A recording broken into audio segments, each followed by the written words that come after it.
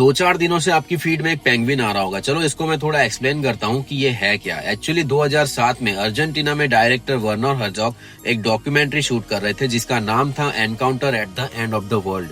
और उन्होंने इस दौरान एक ऐसी चीज कैप्चर करी जो आज से पहले कभी रिकॉर्ड नहीं हुई थी कि हजारों पेंगुइनों की भीड़ में उनकी नजर गई एक ऐसे पेंगुइन पे जो कि सेंटर में था, क्योंकि वो पेंगुइन ना तो खाने की तलाश में समंदर की तरफ जा रहा था और ना अपनी कॉलोनी के पास वापस जा रहा था। वो बस मुड़ा और चल पड़ा उन पहाड़ों की तरफ जो यहाँ से 70 किलोमीटर दूर थे।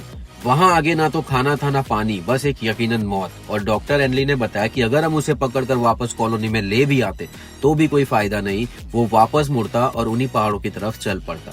पर सवाल ये है मगर क्यों? देखो, एक ओपन एंडेड क्वेश्चन है, इसके हजारों कॉम्बिनेशन सही आंसर हो सकते हैं। मैं एक लॉजिकल सोचने वाला बंदा हूँ तो मैं अपने अकॉर्डिंग इसका आंसर दूंगा, पर मैं चाहूंगा कि आप लोग भी अपनी राय कमेंट सेक्शन में मुझे बताएं, क्योंकि आपका ओपिनियन भी सही हो सकता है। दरअसल 1920 में साइमन फ्रेड ने एक किताब लिखी थी बियॉन्ड द प्लेजर प्रिंसिपल। इस किताब में उन्होंने ह्यूमन बिहेवियर को 2 अपोजिट फोर्स में डिवाइड किया था। पहली होती है एरोस द लाइफ इंस्टिंक्ट। ये फोर्स होती है जो हमें जिंदा रखती है, रिप्रोडक्शन और सर्वाइवल के लिए पुश करती है। और दूसरी होती है थैनाटोस द डेथ ड्राइव, और ये दूसरी फोर्स ज्यादा डेंजरस होती है। फ्रेड कहते हैं कि life is full of tension और थैनाटोस फोर्स का मतलब है उस टेंशन को खत्म करके कम्प्लीटली साइलेंस में वापस लौट जाओ। ये थियरी हमें डराने के लिए नहीं बल्कि हमें जगाने के लिए दी गई थी।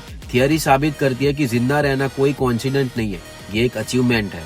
हर सुबह जब आप उठते हो और थैनाटोस फोर्स की आवाज को इग्नोर करते हो, आप काम पर जाते हो, तो आप नेचर की सबसे बड़ी फोर्स को हरा रहे होते हो। उस पेंगुइन के पास शायद कॉन्शियस नहीं था, इसलिए थैनाटोस फोर्स वहां जीत गया, पर आपके पास है। लाइफ मुश्किल है, 100% सही बात है, पर स्ट्रगल ही एक ऐसी चीज है जो आपकी लाइफ को और रोमांचक और खूबसूरत बना सकती है। तो साइलेंस को मत चुनो, उस शोर को चुनो, उस लाइफ को चुनो।